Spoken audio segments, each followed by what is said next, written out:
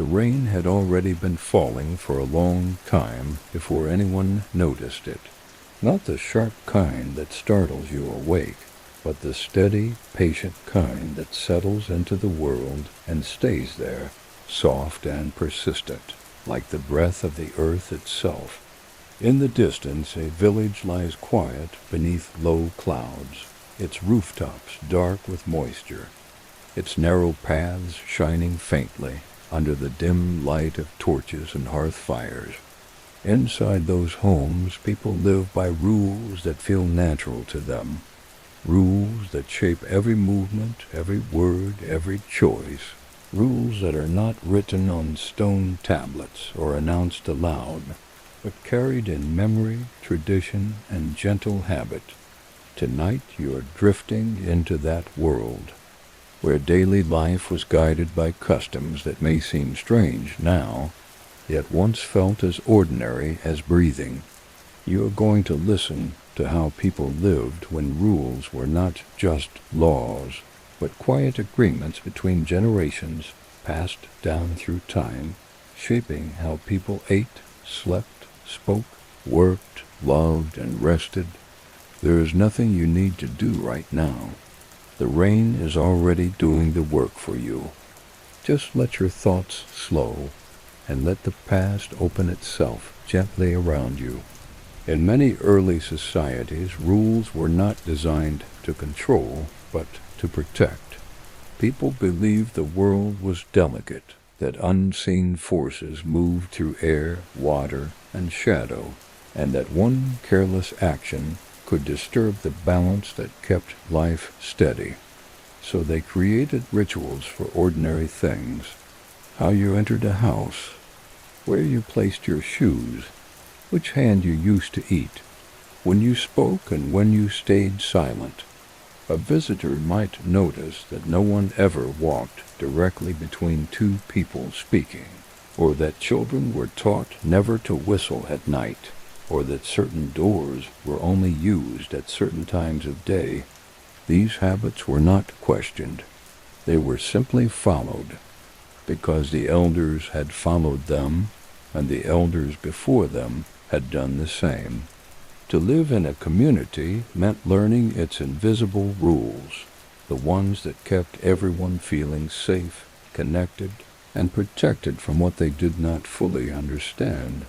The rain outside the village keeps falling, and inside people move quietly, careful not to break patterns that have held their lives together for longer than anyone can remember. Some rules govern the body itself. In certain places, people were taught never to sleep facing a doorway because it invited wandering spirits. In others, you never cut your hair during certain phases of the moon, or you would lose your strength. There were rules about when you could bathe, when you could rest, when you could touch another person, and when you had to remain still. Even silence had structure. There were moments when speaking was considered dangerous, when words were thought to carry power that could call things closer than intended. So people learned to listen more than they talked, to let the world speak first. Imagine living in a place where your day was shaped not by clocks, but by customs, by the slow understanding of what felt safe and what felt forbidden. Your movements would become softer, more deliberate, your awareness sharper, your life slower, and in that slowness there was comfort. Rules also shaped how people related to one another. In some cultures, you never looked directly into the eyes of someone older than you. In others, you had to look directly into the eyes to show respect. Some communities required you to eat in complete silence. Others encouraged gentle storytelling during meals. There were rules about where you sat, who served whom, who spoke first, and who remained quiet. These patterns created a rhythm to daily life, like a shared song everyone knew by heart. You did not have to think about it. You simply moved within it. And because everyone followed the same rules, there was a sense of safety, of belonging, of knowing exactly where you fit in the world. The rain continues outside, steady and calm, as if echoing the same rhythm those people once lived by. Even time itself was ruled by strange customs. Certain hours belonged to work. Others belonged to silence. Some were meant only for rest, reflection, or prayer. There were days when no one traveled, days when no one argued, days when no one touched tools. These pauses were not laziness. They were believed to keep the world in balance. If people worked too much, the earth would grow tired. If they spoke too often, the spirits would listen too closely. So rules taught restraint, patience, and awareness. They taught people how to live gently within a world they did not fully control. And slowly, over years, these habits became second nature, shaping the way people thought, moved, and even dreamed. As the rain drifts across the rooftops and down the packed earth paths, you can imagine one of those people lying near a fire, listening to the same sound you hear now. They know the rules of their world. They trust them. They feel safe within them. And as you rest here, listening, you are beginning to feel that same safety, that same quiet structure forming around you. The strange rules of the past were not meant to confuse. They were meant to comfort. And as this night deepens, you are slowly learning how those old patterns once held entire civilizations together, one careful habit at a time. The rain keeps falling, the world keeps breathing, and the story continues just a little further on. The rain has not stopped. It never truly does in this part of the world. It softens the edges of everything it touches, blurring the lines between stone and soil, between past and present, between what is seen and what is only felt. In the villages and towns of long ago, people learned to live inside that softness. Their rules grew out of it. They were shaped by water, wind, shadow, and silence. You could hear them in the way doors were closed gently, and the way footsteps were placed carefully on wet earth, and the way voices lowered as night arrived. There were customs for rain itself. In some places you never complained about it out loud because the rain was believed to hear. In others you never swept your doorway while it rained, because you might sweep away your luck. These were not superstitions to those who lived by them. They were simply the way the world worked. You respected the forces around you, and in return they allowed you to stay. Inside the homes, rules guided even the smallest actions. A bowl had its proper place, a fire had its proper tending, a sleeping mat had its correct direction. You did not move things without purpose. You did not leave tools lying carelessly. Order was not about cleanliness alone. It was about harmony. A messy home was thought to invite unrest, illness, or unwanted attention from the unseen. So people learned to move slowly, to return objects to their places, to treat every corner of the house as something alive and listening. Even children understood this. They were taught not through punishment, but through quiet repetition. Watch how your mother sets the cup down. Watch how your father closes the door. Watch how your grandmother folds the cloth. These actions carried meaning far beyond what they seemed. There were also rules for the body that might feel strange today. In some cultures you never stretched after sunset. In others you never yawned without covering your mouth, not just for manners, but because your soul might slip out. There were ways to walk, ways to sit, ways to lie down that were believed to protect your inner self. The body was not seen as separate from the world. It was an opening, a doorway between inside and outside. So every movement mattered. Every breath carried intention. Even rest was guided by custom. You did not fall asleep anywhere. You chose your place carefully, facing certain directions, away from certain thresholds, protected by objects believed to hold calm energy. A stone, a piece of wood, a simple charm tied to a string. Rules shaped speech as well. Some words were never said at night.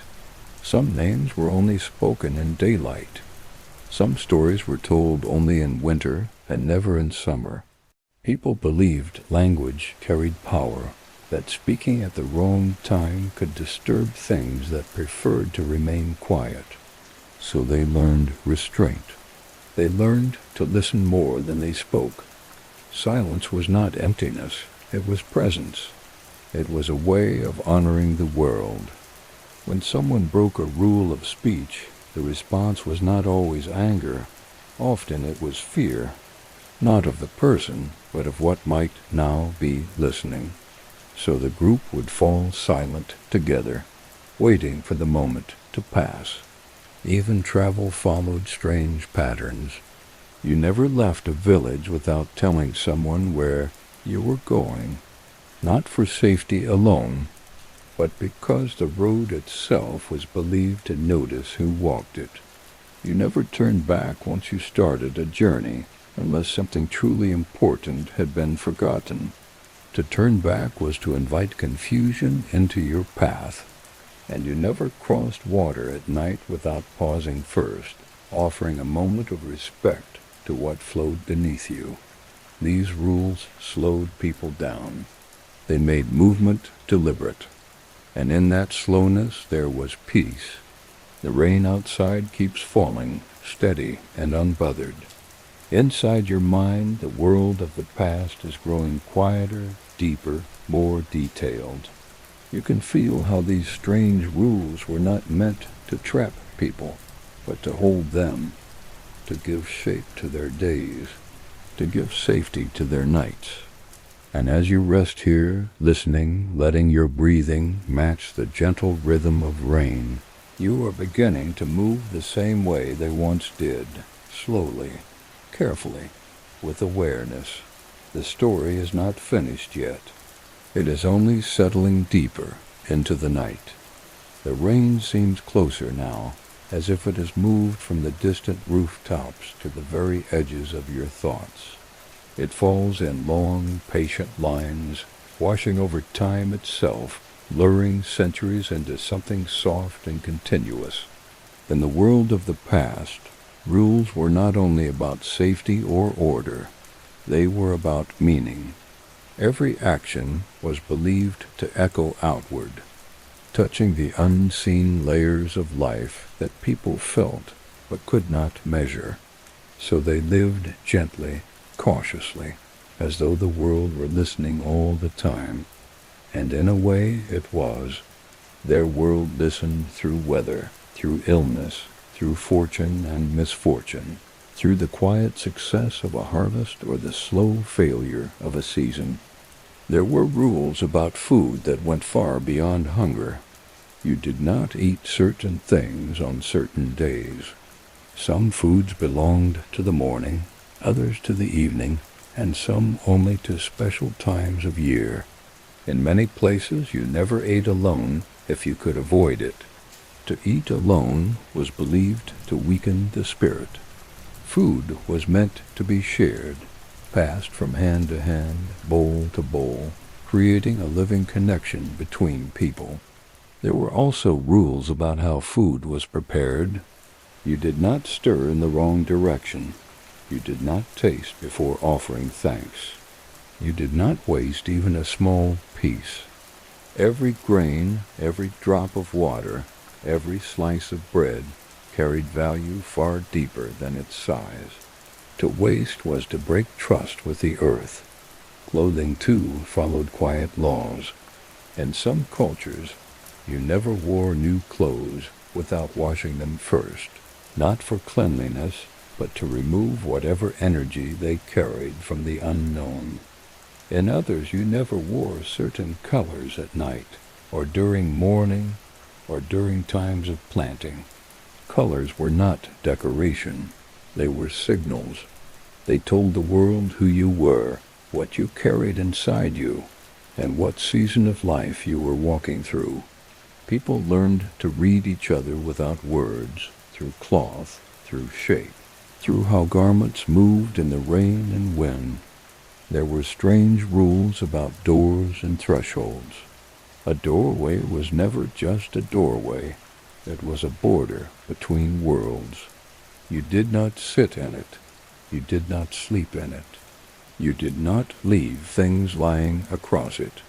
To block a threshold was to block the flow of life itself. When someone entered a home, there were customs for greeting them, for letting their energy settle before they sat, before they spoke, before they ate. Even the way you stepped inside mattered. Right foot first in some places, pause in others. Always with awareness. Children grew up inside these patterns, learning them as naturally as learning to walk. No one handed them a rule book. They learned by watching, by listening, by being corrected gently when they moved too fast, spoke too loudly, or forgot a small custom that protected the harmony of the group. Over time, these rules became part of their thinking. They did not question them. They felt them. They trusted them. The rules gave structure to uncertainty. They gave comfort in a world that could change without warning. There were also rules about dreams. In many cultures, dreams were not private. They were messages. If you dreamed of water, you told someone. If you dreamed of fire, you waited before traveling. If you dreamed of someone who had died, you changed your plans for the day. People believed the sleeping mind was closer to truth than the waking one, so they listened to it. They respected it. They allowed it to guide their actions. Even now, as you rest and listen, your mind is drifting closer to that same quiet place, where images rise and fall without effort. The rain continues its steady work outside, shaping the night into something smooth and protective. And inside, the world of strange rules is no longer strange at all. It feels gentle. It feels careful. It feels kind. These customs were not cages. They were shelters. They gave people a way to move through life without feeling lost. They gave meaning to small things. They slowed time. They softened fear. And as you breathe slowly now, letting your body settle deeper into rest, you are beginning to understand how those old rules held people together.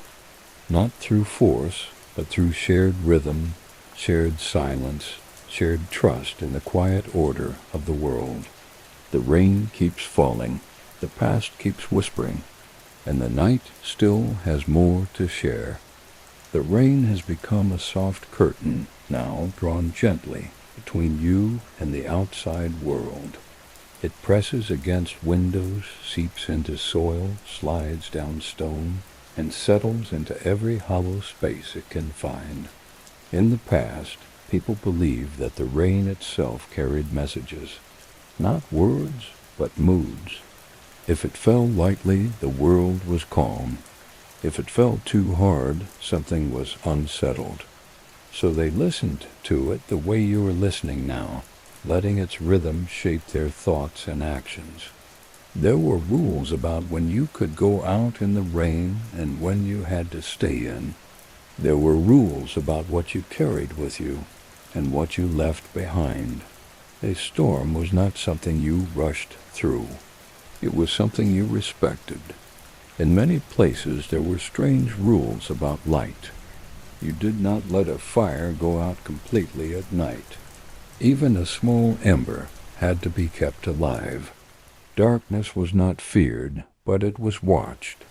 So someone always tended the fire, slowly, patiently, adding just enough fuel to keep it breathing. There were also rules about where light was allowed to fall. Certain corners of a room stayed dark on purpose. Shadows were not enemies. They were part of balance. Too much light was as dangerous as too little. There were customs about names. In some cultures you did not speak your own name aloud after sunset. In others you never spoke the names of children at night, only nicknames, to keep wandering spirits from finding them. A name was believed to carry power, a thread that connected the soul to the world. So people guarded names carefully.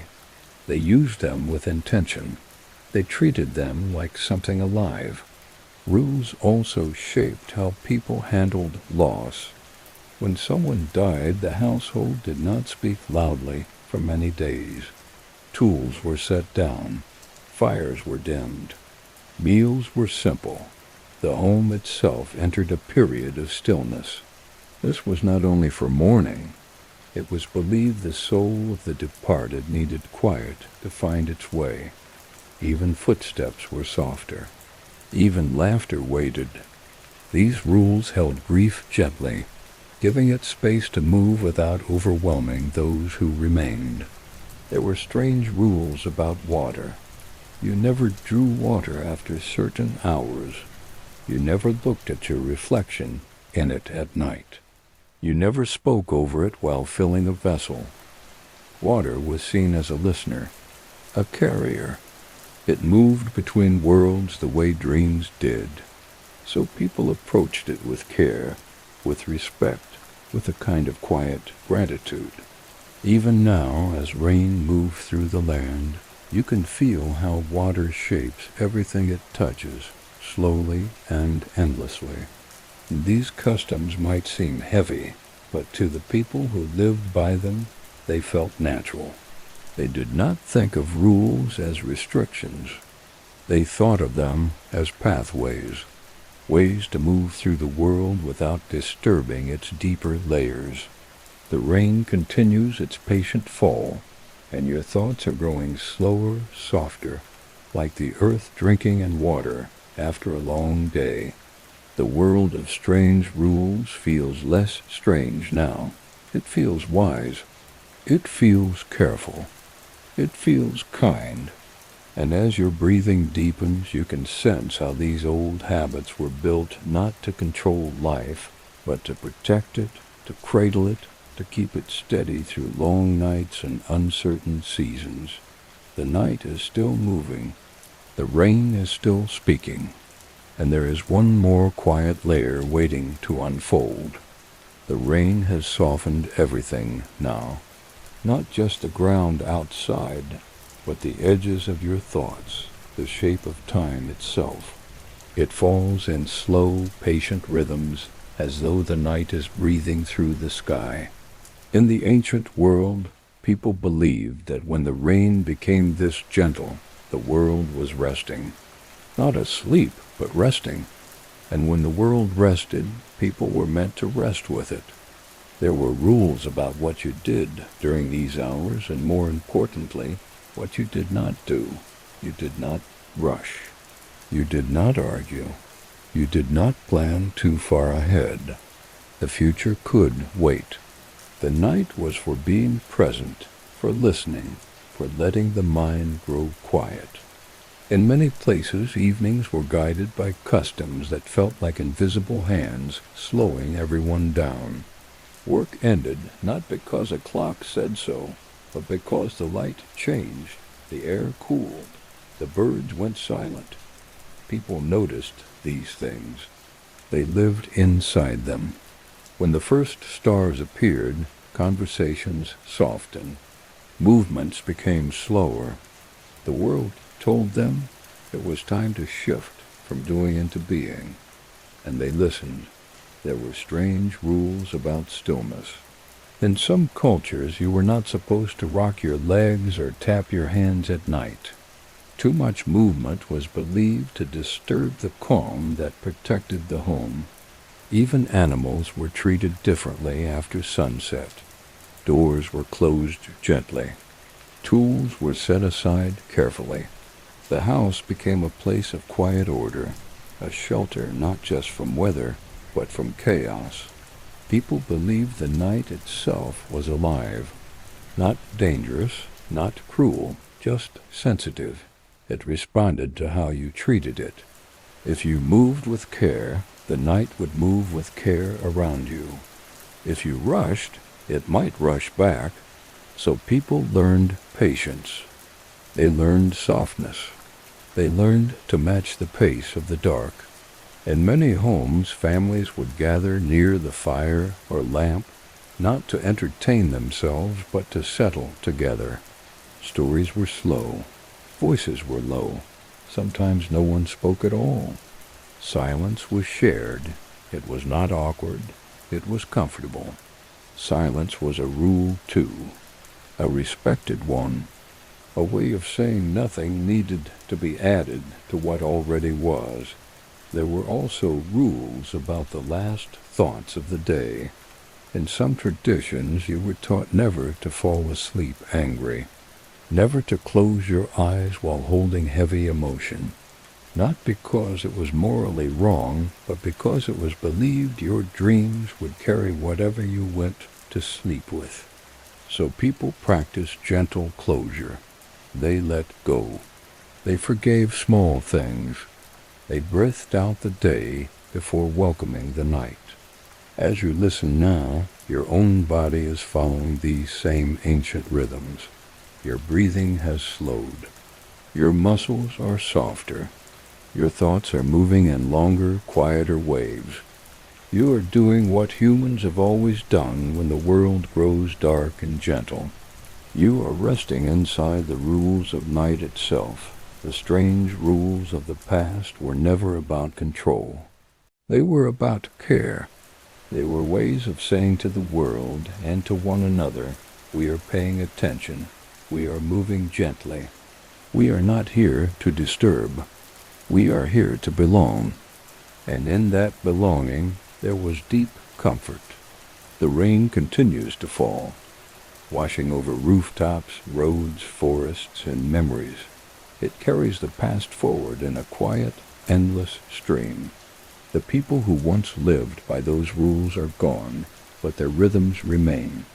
In the way you slow down at night, in the way you lower your voice, in the way your body knows how to rest when the world grows quiet. You do not need to remember every rule.